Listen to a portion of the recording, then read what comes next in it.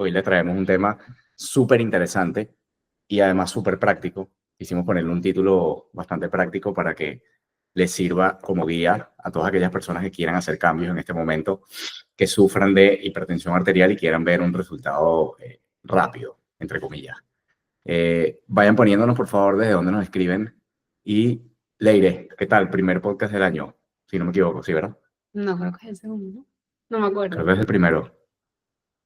Bueno, vamos a hablar. El otro, sí, no sé. No sé. No, el segundo, es verdad. Es el segundo. Es que ya, ¿Qué tal? ¿Cómo va el año, Leire? Bien. Vamos a hablarles de 3 cosas que probablemente estás haciendo si te diagnosticaron con hipertensión que no deberías hacer. O sea, son los 3 errores más comunes que cometen las personas a las que les diagnostican esta enfermedad y te queremos explicar por qué no deberías estar cometiendo estos 3 errores.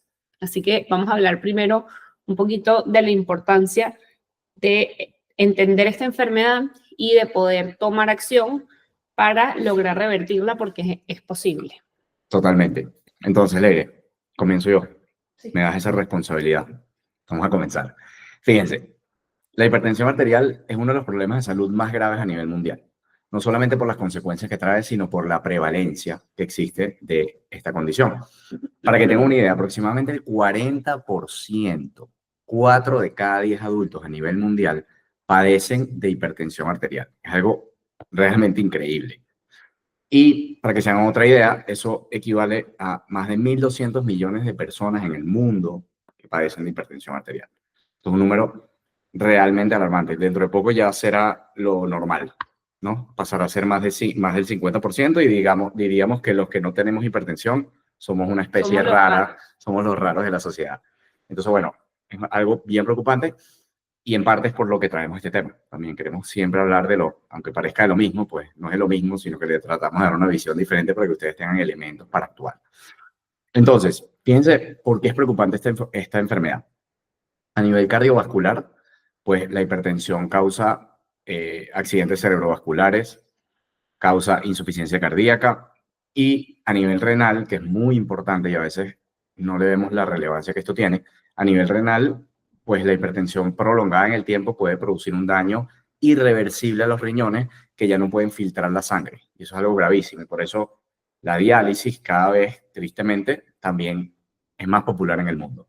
Eso de andar con, digamos, un tratamiento que tenga que filtrar por ti la sangre de tu cuerpo porque ya tú no lo puedes hacer por ti mismo. Algo realmente crítico.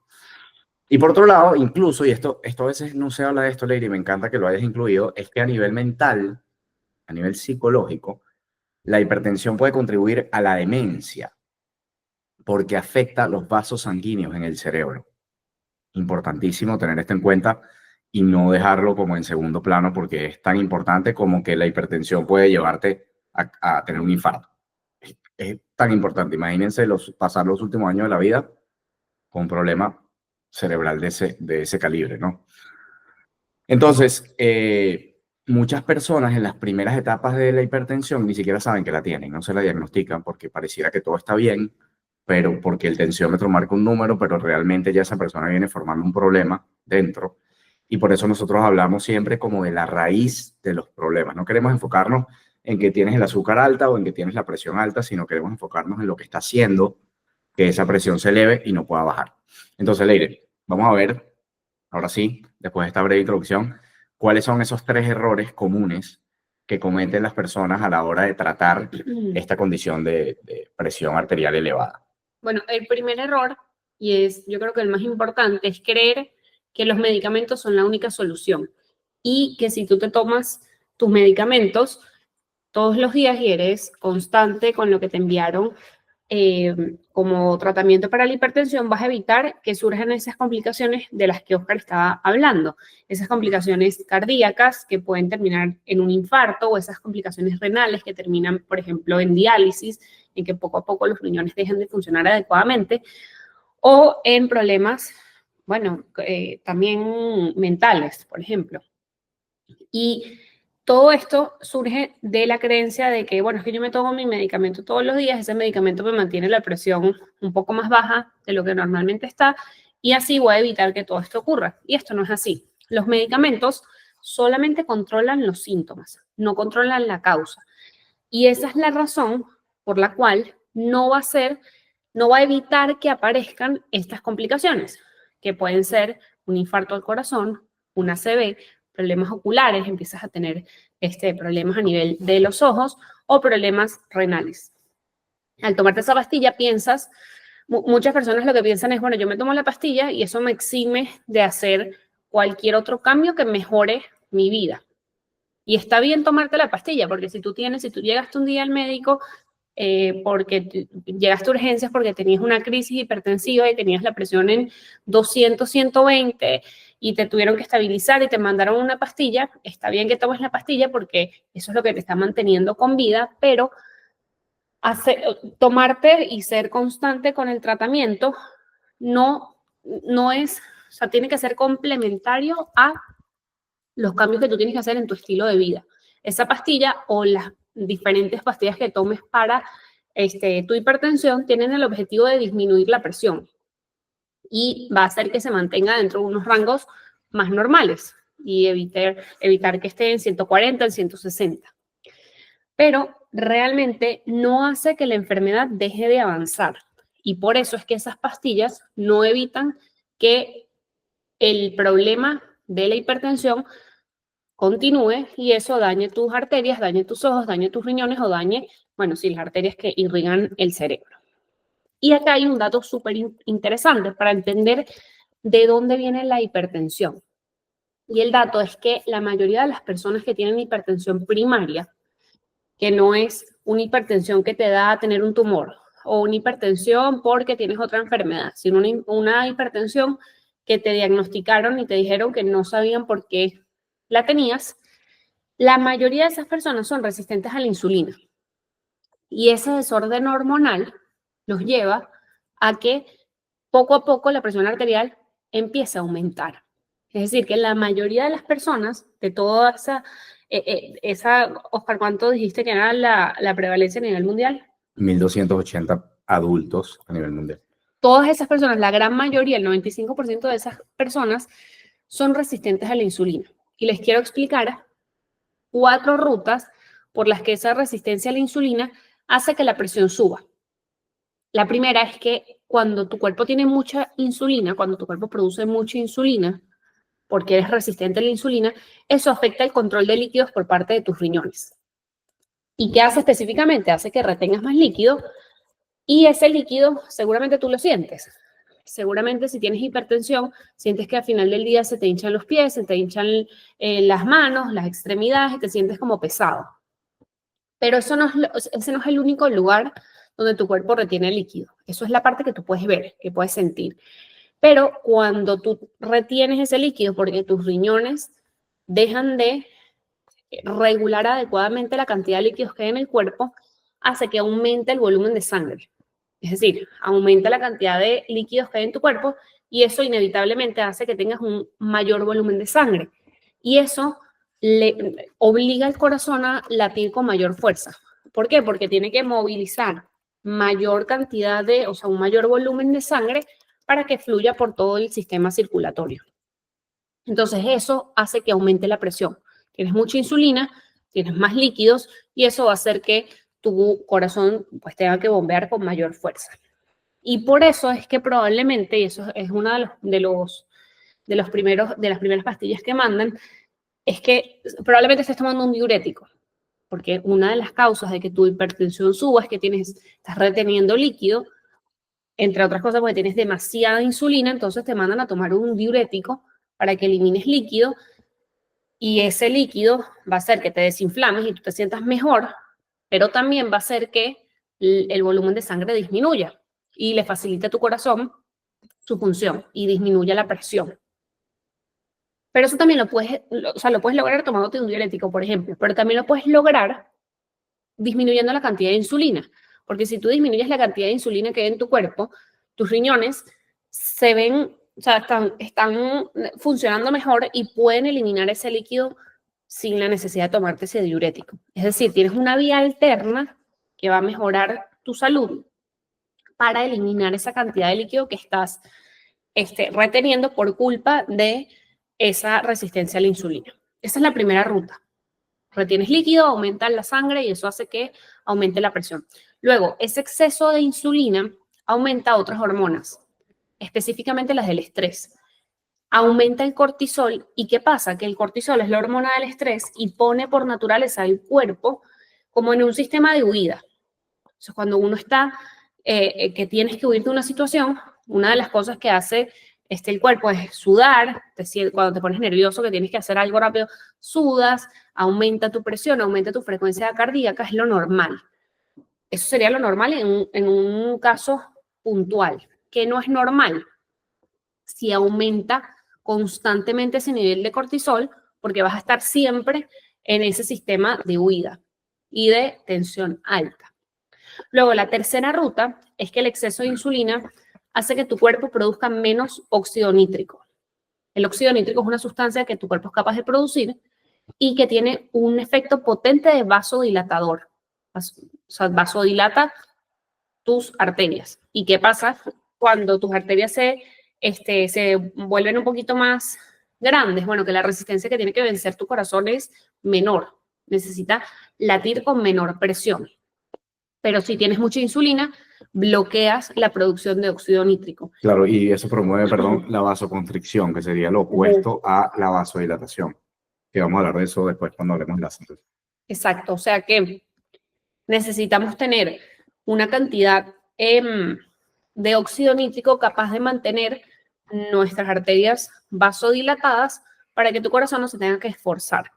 Y luego, la cuarta vía por la que esa resistencia a la insulina hace que aumente la presión arterial es que el exceso de insulina hace que todo crezca. Desde la grasa, por eso las personas que son resistentes a la insulina engordan, suben de peso, hasta las arterias. Y específicamente crece una capa que está por dentro de las arterias, que es el endotelio, y eso genera, bueno, que haya menos espacio por donde pueda fluir la sangre y eso hace que tu corazón tenga que latir con mayor fuerza. Así que también aumenta, o sea, es una ruta adicional por la que la resistencia a la insulina lleva a que tu presión arterial aumente. Y acá hay algo bien interesante, que uno pensaría que esto es un tema que no Ojo, sé. cuando Leire, perdón, está viendo para acá es porque tiene todos los estudios en la computadora, no es que ella está distraída, sino que tiene cada link de cada estudio que les está presentando, obviamente se lo está diciendo de una manera sencilla de entender, pero todo lo que hay ahí son estudios que si a alguien le interesa, pues nos puede escribir al privado y le podemos compartir los links de todos los estudios científicos en los que nos basamos para decir todo esto. Aparte de que Leire es doctora y obviamente con sus conocimientos médicos, pues lo que ha hecho es entender más fácil estos estudios y poder llevárselos a ustedes en una píldora de contenido sencilla. Perdón, Leire. No, lo que iba a decir es que uno pensaría que este tema de la resistencia a la insulina, como no es algo que uno normalmente lo asocia a la hipertensión, uno pensaría que no hay estudios. O sea, que esto no ha sido estudiado y que, por ejemplo, la Asociación Americana del Corazón, que es la AHA, no habla de esto. Y la verdad es que sí habla de esto. Pero no son los estudios que vemos en las redes sociales con mayor frecuencia, sino que vemos los que demonizan la carne, la grasa. Pero incluso esta Asociación Americana del Corazón, y cuando estábamos buscando información para tener la información para el podcast de hoy, me metí en esta asociación que va publicando estudios, publica información, publica estudios que hablan, y más de uno, les voy a presentar 3. Publica estos estudios que hablan de la relación que existe entre esta resistencia a la insulina y la hipertensión arterial. O sea, incluso esta asociación, la Asociación Americana del Corazón, avala, o sea, dice sí existe, porque te pone los estudios, existe esta relación. Entonces, si entiendes, y al final eso es una de las grandes conclusiones, si tú entiendes que uno de los problemas para que tu presión arterial suba es la resistencia a la insulina, y la resistencia a la insulina solamente se puede vencer con un cambio en el estilo de vida, bueno, la solución no es mandarte una pastilla y olvidarte del estilo de vida. Les quiero presentar esos 3 estudios muy sencillos. El primero es un estudio del 2021 que habla de la asociación que existe entre la resistencia a la insulina y la presión arterial. Estudian una población grande de latinos y encontraron una relación positiva entre la resistencia a la insulina y la presión arterial diastólica y sistólica. Quiere decir que mientras las personas que eran resistentes a la insulina se veía un aumento en ambas presiones, en la alta y en la baja. Hay otro estudio que habla de lo mismo, de esa asociación que existe entre la hipertensión y la resistencia a la insulina en una corte de Brasil, en personas que no eran diabéticas, pero sí eran, o sea, no habían sido diagnosticadas con diabetes, pero sí con resistencia a la insulina, y llegan a la conclusión de que esa resistencia a la insulina es un factor de riesgo para que aumente la presión arterial. Todo esto lo publica la Asociación Americana del Corazón. Y por último, hay un estudio bien interesante que habla de cuáles son esos mecanismos que explican, que es lo que yo les acabo de explicar en pocas palabras, pero lo describe muy bien, cuál es la relación que existe entre esa, o sea, qué mecanismos explican la relación entre la resistencia a la insulina y la hipertensión, y qué factores se pueden modificar, qué cosas podrías hacer tú para mejorar esa situación. Entonces hablan de, bueno, los medicamentos que existen para bajar la presión, existen muchísimos. Y si tú tomas alguno de ellos, sabrás que existen varios tipos, porque empiezas con uno, si te cae mal te lo cambian a otro. Existen los diuréticos, los que bloquean el eje de la renina-angiotensina-aldosterona. Existen diferentes medicamentos. Existen los betabloqueadores que también ayudan a bajar la presión arterial. Pero concluyen que tomarte estos medicamentos, primero, a veces ni siquiera con los medicamentos logras controlar la presión. Nos encontramos muchas veces, bueno, siempre tenemos personas en el programa todos los meses que vienen con 4 o 5 antihipertensivos. ¿Y por qué llegan con tantos antihipertensivos? Porque probablemente le mandaron uno, la presión no se controlaba, le agregaron otro y otro y otro y llegan con 4 o 5 antihipertensivos. Pero tampoco en el estudio hablaban de que estas personas que toman los medicamentos no son capaces de evitar esas complicaciones, porque la enfermedad sigue su curso. ¿Y qué estás haciendo con el medicamento? Simplemente tapando un síntoma. Y me gusta mucho este estudio porque al final lo que dice es que una dieta que es baja en carbohidratos no solamente es capaz de ayudar a una persona a disminuir sus niveles de azúcar, y esto es bastante sencillo de entender, bueno, la fuente, si tú quitas la fuente de azúcar de tu dieta, son los carbohidratos, vas a lograr disminuir estos niveles de azúcar en sangre, pero también vas a evitar picos de insulina. Y al evitar esos picos de insulina, va a mejorar tu sensibilidad a la insulina y va a disminuir la aterosclerosis, que es el endurecimiento de las arterias que provoca los infartos. Y perdón, Leire, pero ayer estaba leyendo un estudio que acaban de publicar donde el 75% de las personas en Estados Unidos que sufren un infarto son resistentes a la insulina. O sea que la incidencia es absoluta. Fíjate que es mucho más prevalente eso que pensar que los niveles elevados de colesterol te llevan a un infarto. De hecho, se ha demostrado lo contrario, que el 75%, eso fue en el 2011, creo que salió un estudio relacionado con el tema, el 75% de las personas que llegaban a un hospital con un infarto, ese porcentaje, es mayor incluso, ¿no? Una cosa loca. El 90%. Tenían el colesterol bajo o normal. Ajá. O sea que el colesterol no era un factor de riesgo para los infartos. Y ayer estuve viendo justamente anoche que el 75%, un cardiólogo en Estados Unidos lo estaba diciendo, de esta gente funcional que está enfocada en todos estos cambios de estilo de vida, que el 75% de las personas que se están infartando en Estados Unidos tienen resistencia a la insulina. O sea que hay una relación directísima entre esos dos factores. Bien interesante.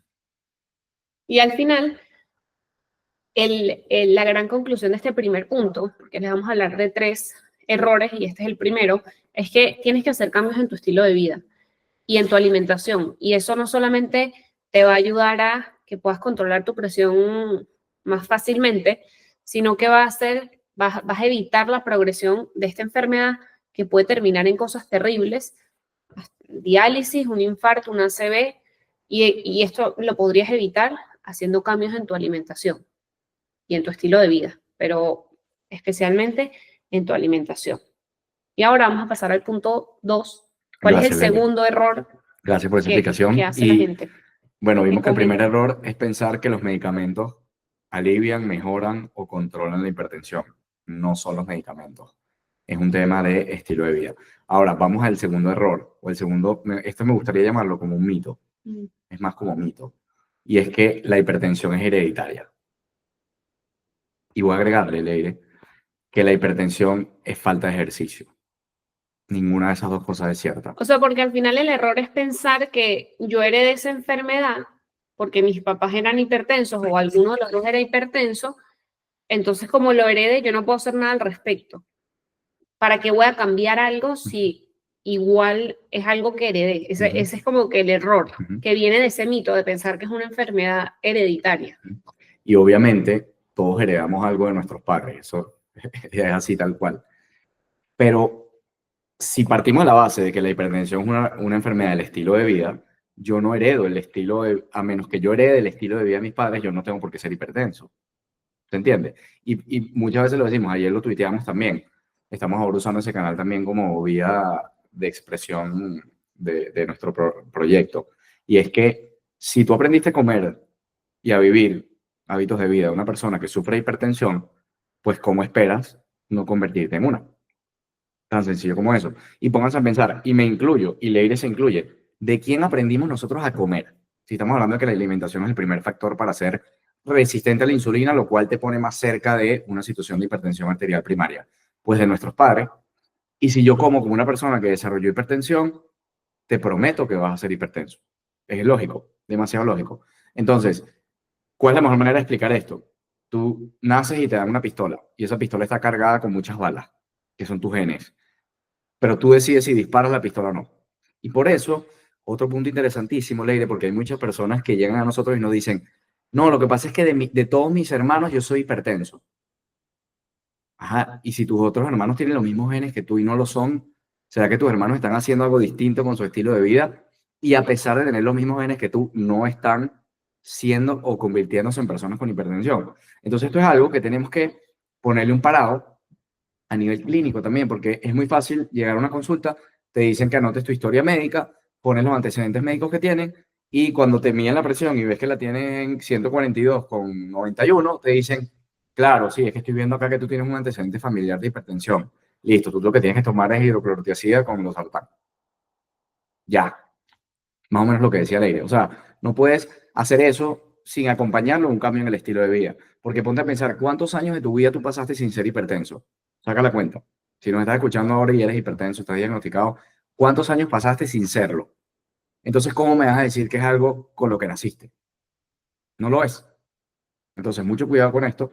Y mucho cuidado, no me voy a extender en esta parte, pero algo que va muy de la mano con eso, y es que la hipertensión arterial ni es hereditaria, ni es falta de ejercicio. De hecho, una persona por ahí me está dando cuenta que escribió que él sabe montar no sé cuántos kilómetros en bicicleta y que tiene la presión en 148 con algo. Y eso, me pregunta, ¿eso es normal? No, claro que no es normal. Y es la muestra de que por más ejercicio que hagas, tú no vas a bajar tu presión arterial haciendo ejercicio, porque la hipertensión arterial no es deficiencia de ejercicio, es malos hábitos de vida que se traducen en inflamación crónica, y esa inflamación crónica causa lo que origina que se suba la presión arterial. Daño en el endotelio de las arterias, endurecimiento de ese endotelio, inflamación crónica, vasoconstricción en vez de vasodilatación, tus arterias se endurecen y se vuelven una manguera muy dura. Imagínate como pasan de ser una manguera flexible a una tubería de hierro. Y ahora tu corazón tiene que hacer el trabajo que hacía antes a través de esa tubería de hierro que no va a flexibilizarse cuando el flujo pase por allí. Entonces, eso es la hipertensión arterial. Y eso es lo que además vemos todos los días. Tenemos los datos, esto lo ponemos en práctica a diario y podemos ver los números de personas que empiezan con números críticos que no se conformaron con pensar que esto era una enfermedad hereditaria y reducen esos valores porque hacen el cambio poderoso en su estilo de vida. Yo quiero agregar algo porque a veces caemos en lo mismo que criticamos, y es hablar de un estilo de vida saludable y hablar de cambios en el estilo de vida. O sea, yo creo que al final podemos tocar algunos puntos de qué significa una vida saludable, porque cuando hablamos, y hay muchas personas que lo comentan, no, es que yo llevo una vida muy saludable y no logro controlar mi hipertensión. Probablemente no estés llevando una vida saludable, probablemente tu alimentación no sea óptima para tu problema.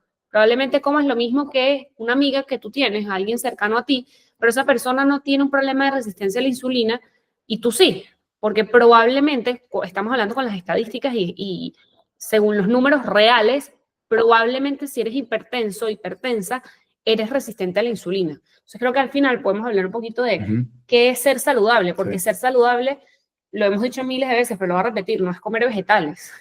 No Tal cual, y ni no es comer hacer más fruta ni ejercicio. hacer ejercicio. Es que está todo mal y eso es uno de los problemas que tenemos. Y por eso siempre lo decimos, Leire. El problema no es que no puedas revertir la hipertensión. El problema es que has tenido la información incorrecta. Y siempre pongo el ejemplo de un plan de negocio. Imagínate que tú te dan un plan de negocio y tú eres la persona más disciplinada con ese plan de negocio. Lo pones en práctica de la A a la Z y resulta que no cumples los objetivos que te propusieron cuando te plantearon ese plan de negocio. ¿Quiere decir que tú eres un inútil? No, quiere decir que probablemente la persona que te dio ese plan de negocio no tiene la menor idea de lo que es hacer un negocio, montar un negocio exitoso, llevarlo, manejarlo y prolongarlo en el tiempo. Entonces no es tu culpa, y vamos a lo mismo, no es tu culpa la forma como te alimentas, no es tu culpa que pienses que tienes que hacer mucho ejercicio, es la información que te han dado. Pero eso no quiere decir que como esa información no te ha funcionado, no hay nada que se pueda hacer al respecto. Claro que hay, y lo hacemos, lo ponemos en práctica a diario, tenemos la bendición de que ese sea nuestro trabajo. Y perdón antes de que pases al punto 3, la reflexión de esto es, si tú estás estancado pensando que estás haciendo todo lo que te han dicho para ser saludable y sigues con el mismo problema de que se te sube el azúcar, de que no puedes bajar de peso, de que se te sube la presión, no estás haciendo lo que tienes que hacer para ser saludable. O sea, tienes que, ok, si esto es lo que me dijeron que tengo que hacer para ser saludable, entonces revisa qué estás haciendo porque probablemente no sea lo que tienes que hacer, porque si estuvieses haciendo lo que tienes que hacer para ser saludable, no tendrías ninguno de estas condiciones, porque esas 3 condiciones de las que acabo de hablar, hipertensión, diabetes y sobrepeso, son enfermedades alimentarias, así de sencillo. Son consecuencias de lo que comes. Tal cual. Y ahorita vamos al tercer error, Leila, que es el más grosero de todos, quizás. Y a nivel clínico es algo que se ha entendido demasiado mal y lo que estamos es desnutriendo más a las personas con hipertensión. Porque el tercer error es que has eliminado la sal de tu alimentación. Lo primero que te dijeron cuando te entregaron el récipe para que compraras las pastillas es, señor, señora, usted tiene que a partir de hoy llevar una dieta baja en sal. Y antes de continuar, vamos a hacer esta pregunta y vamos a dar 3 segundos para que cada uno la piense. Desde que te diagnosticaron con hipertensión, te medicaron y llevas una dieta baja en sal, ¿tu hipertensión ha mejorado? Y como la respuesta es que no, podemos llegar a la conclusión de que si quitaste la sal y no mejoraste es porque no era un problema de sal, no era un problema de exceso de sal. ¿Qué pasa? Que la sal es verdad que retiene líquido, totalmente, 100%. Pero una persona que no tiene resistencia a la insulina, una persona que no está enferma de esa condición, puede perfectamente manejar los niveles de sal en su cuerpo. Porque la sal al final lo que va a traer como consecuencia es la activación de algunos procesos. Esa falta de sal activa procesos negativos en nuestro cuerpo que ponen a nuestro cuerpo en un estado de supervivencia.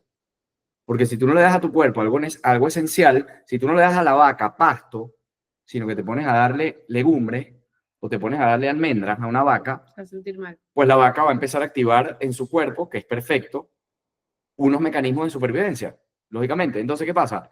Si yo tengo una cantidad de líquidos en mi cuerpo, le diré que tengo que expulsar, porque tengo que expulsarlo, porque mi cuerpo va a nivelar esos niveles valga la redundancia, de líquido.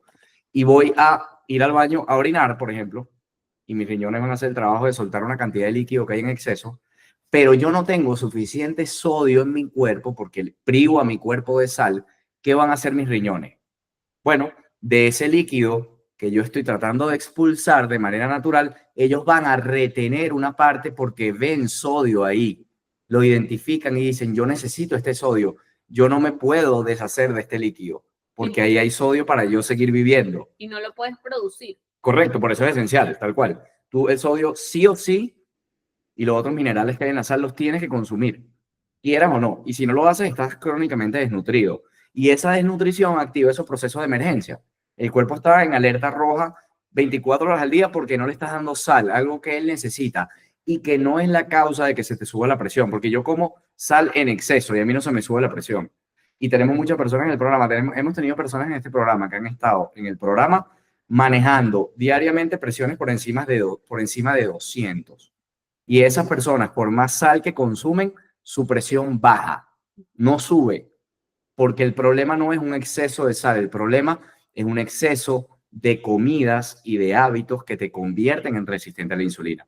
Yo tengo acá enfrente tres estudios que puso Leire, que No los voy a leer porque parte de ellos no los entiendo, no soy médico, y segundo, no viene al caso, pero básicamente lo que termina pasando acá es que, por ejemplo, en este estudio se demostró que una dieta baja en sal incrementa la resistencia a la insulina. O sea, empeora el problema. Como yo Empeora el les estaba problema. explicando, que la mayoría de las personas hipertensas son resistentes a la insulina y esa es la causa de la hipertensión. Cuando tú a una persona hipertensa que es resistente a la insulina le quitas la sal, la resistencia a la insulina empeora.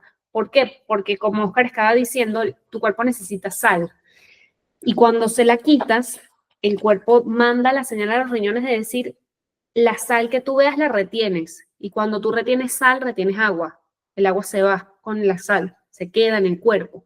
Entonces, no solamente no está mejorando tu hipertensión, que les hicimos la pregunta y muchos contestaron que no, su hipertensión no ha mejorado cuando quitan la sal, sino que empeora el problema. Y por eso es que nosotros dentro del programa, que es el servicio que ofrecemos mes a mes, donde ayudamos a las personas a revertir este tipo de enfermedades, les mandamos a comer mucha sal, sal de buena calidad, todo lo que tú quieras, pero come mucha sal y su presión arterial se controla y dejan de necesitar medicamentos.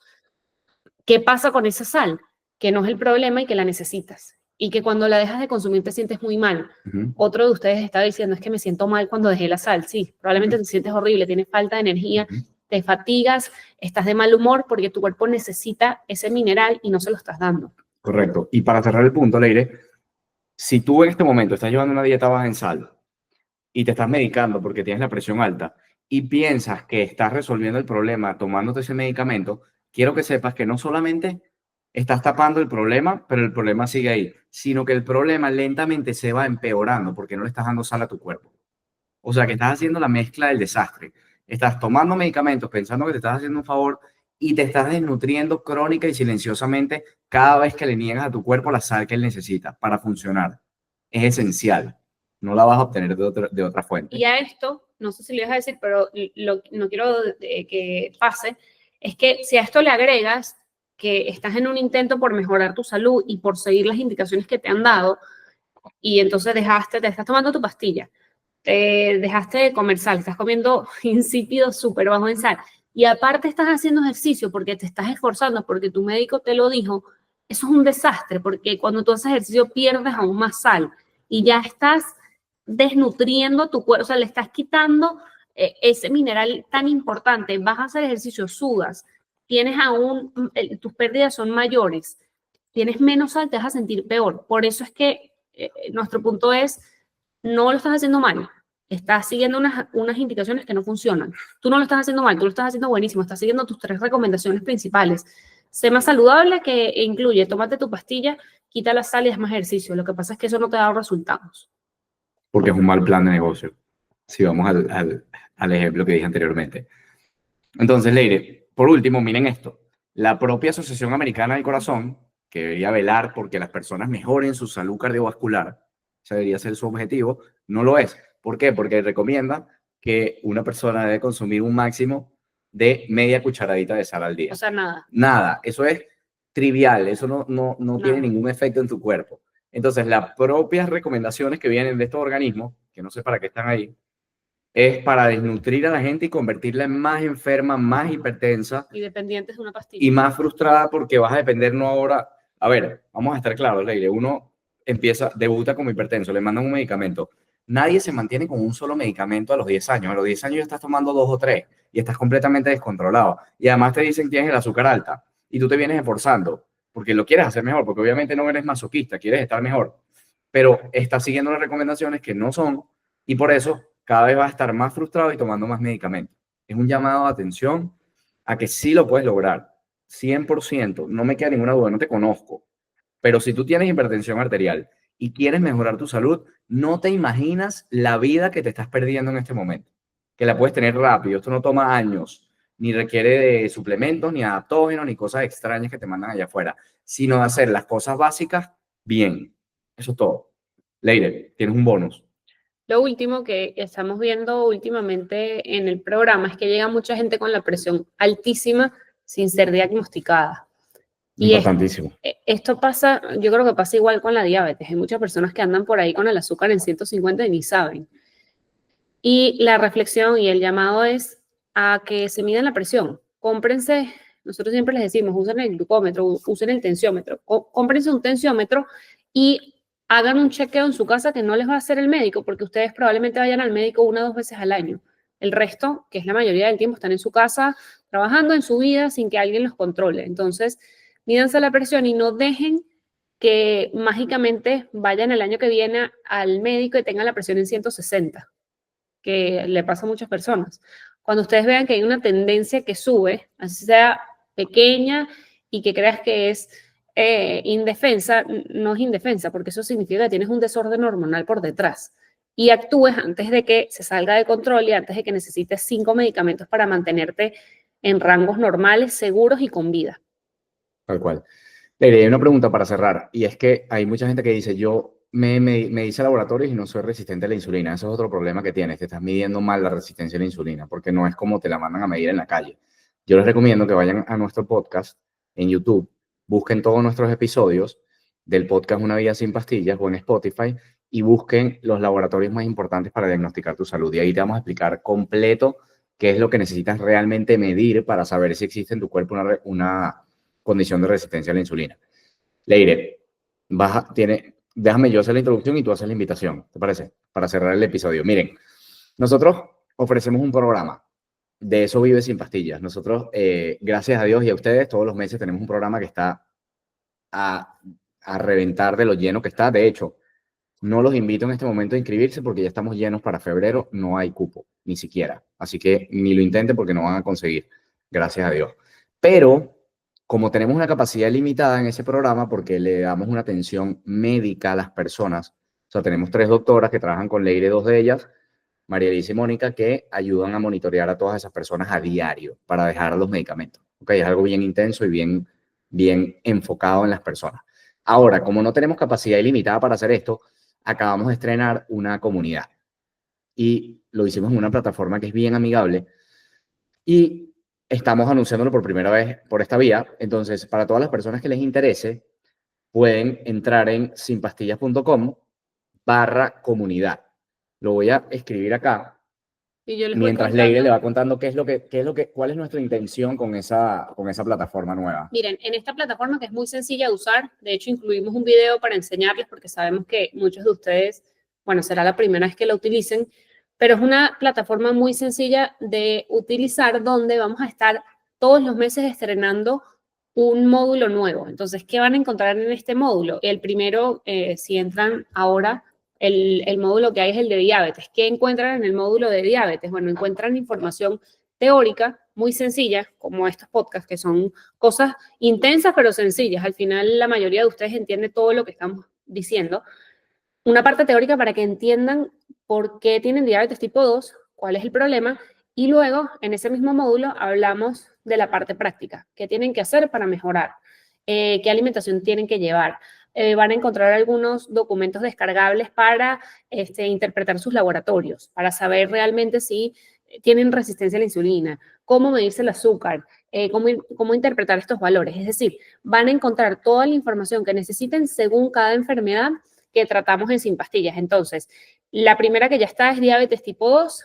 El mes que viene queremos estrenar hipertensión y así mes a mes. Aparte de eso, que es la información a la que van a tener acceso porque ya está ahí, tenemos una sesión mensual, los dos, o sea, virtual, pero en vivo, con las personas que están en la plataforma para resolver las dudas. Entonces, durante todo el mes tenemos una vía por donde hacen preguntas, algunas se responden ahí, o sea, nos vamos comunicando, pero luego, una vez al mes, tenemos esta sesión donde damos respuesta a todas las dudas que puedan tener. Así que, nada, los invitamos a esa comunidad.